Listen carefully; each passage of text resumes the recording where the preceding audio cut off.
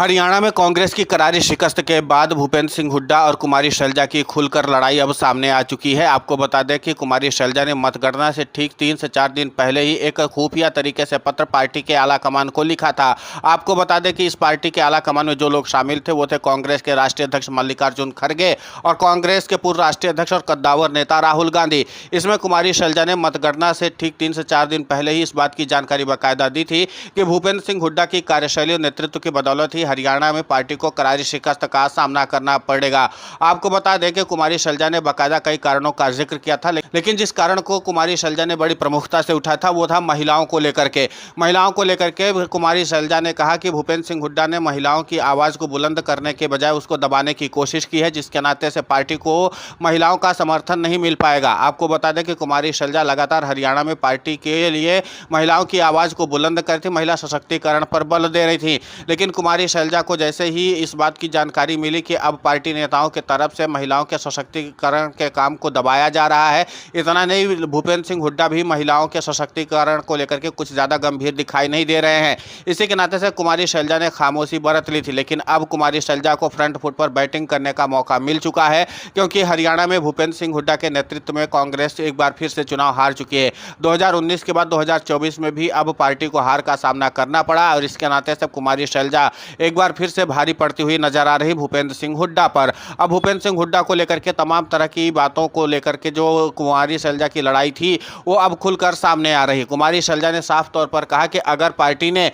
महिलाओं के सशक्तिकरण पर ध्यान दिया होता, महिला शक्ति के बारे में बात की होती, तो हो सकता था कि हरियाणा का सियासी समीकरण कुछ और ही होता। उन्होंने कहा कि यहाँ पर भूपेंद्र सिंह हुड्डा ने अपनी मनमानी चलाई, अपने पसंदीदा उम्मीदवारों को चुनाव में टिकट दिया, इतना ही नहीं महिलाओं को उतना टिकट नहीं मिला जितने की वो हकदार थी। इसके नाते से महिलाओं के अंदर घोर निराशा देखने को मिली थी। इस सीक्रेट पत्र ने अब एक बार फिर से भूपेंद्र सिंह हुड्डा के सियासी छवि को और भी ज्यादा डाउन कर दिया है और इसी के नाते से माना जा रहा है कि अब पार्टी आला कमान बहुत जल्द भूपेंद्र सिंह हुड्डा का पर उतरने के लिए तैयार है। आपको बता दें कि सियासी पत्र जैसे ही सामने आया था कुमारी शैलजा का, उसके बाद से पार्टी आला कमान के भी कान खड़े हो गए हैं। यहाँ पर गौर करने वाली बात यह है कि जब भूपेंद्र सिंह हुड्डा और कुमारी शैलजा की लड़ाई शुरू हुई थी, तब उसके बाद राहुल गांधी ने दोनों की एकजुटता का संदेश देने के लिए एक रैली की थी और वो भी कुमारी शैलजा के गढ़ में, लेकिन इसके बावजूद भी कोई बात बनती हुई नजर नहीं आई। आपको बता दें कि जहाँ एक तरफ कुमारी शैलजा को लेकर के बीजेपी ने एकदम फ्रंट फुट पर जाकर के कांग्रेस के खिलाफ प्रचार किया, जिसके नाते से एक बार फिर से कांग्रेस बैकफुट पर नजर आई थी। खासकर महिलाओं के मुद्दे को लेकर के अब काफी ज्यादा ये मुद्दा संवेदनशील बनता चला जा रहा है। यहाँ पर गौर करने वाली बात यह है कि अब सभी राजनीतिक दलों के तरफ से महिलाओं को सशक्तिकरण के मुद्दे को लेकर के काफ़ी ज़्यादा गंभीरता बरती जा रही है। यहाँ तक कि आम आदमी पार्टी से लेकर के बीजेपी तक अब महिलाओं को आगे लाने की कवायद में जुट चुकी है, क्योंकि हरियाणा में सबको पता है कि अगर अब सियासी समीकरण सेट करना है तो अन्य वर्गों के साथ साथ महिलाओं का एक धड़ा अलग से तैयार हो चुका है और हरियाणा में महिलाएं अपने अधिकार को देख करके ही अब मतदान कर रही हैं। अब हरियाणा की महिलाएं घूंघट की आड़ में जाकर के मतदान नहीं कर रही हैं, इस बात की जानकारी तमाम राजनीतिक पंडितों ने भी दे दी है। इसीलिए बीजेपी अब महिला सशक्तिकरण पर काफी ज्यादा ध्यान देने की कवायद में जुट चुकी है, तो उधर आम आदमी पार्टी भी अब महिलाओं की फौज तैयार करने की कवायद में जुटी हुई है। आपको बता दें कि कुमारी शैलजा एक ऐसे छवि वाली नेता को कांग्रेस ने भी आगे करने का फैसला कर लिया, जिसके जरिए आगे और भी तरीके से सियासी समीकरण को सेट किया जा सके। कुमारी शैलजा अब एक तरह से बहुत मजबूत नेतृत्व बनकर के उभरने वाली है, क्योंकि भूपेंद्र सिंह हुड्डा को बैकफुट पर पहुंचाने के लिए पार्टी का आला कमान की तरफ से कवायद शुरू हो चुकी है। आपको बता दें कि कुमारी शैलजा के पत्र को अब और भी ज्यादा रिलेवेंट माना जा रहा है, क्योंकि कुमारी शैलजा ने बार बार पार्टी आला कमान को आगाह किया था कि अगर भूपेंद्र सिंह हुड्डा की कार्यशैली को नहीं सुधारा गया तो पार्टी को करारी शिकस्त का सामना करना पड़ जाएगा। लेकिन पार्टी आला कमान ने इस बात का फैसला कर लिया था कि भूपेंद्र सिंह हुड्डा कि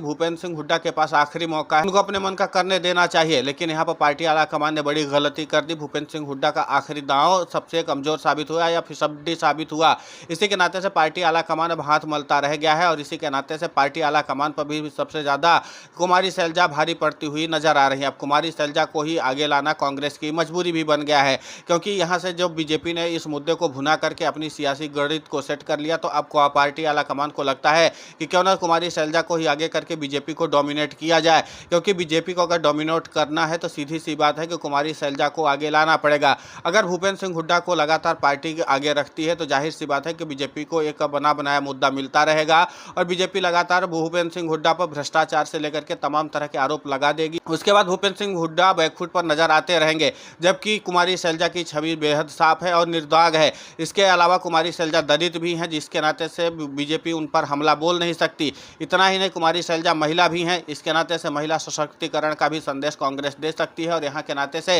एक बार फिर से सियासी समीकरण को सेट कर सकती है। देखना दिलचस्प ये होगा कि अब आखिर कुमारी शैलजा की ताजपोशी कब की जाती है पार्टी आला कमान की तरफ से। फिलहाल हमारे चैनल को आप सब्सक्राइब करें, खबर को ज़्यादा से ज़्यादा शेयर करें ताकि इस मुद्दे पर और भी जानकारी आपको मिलती रहे।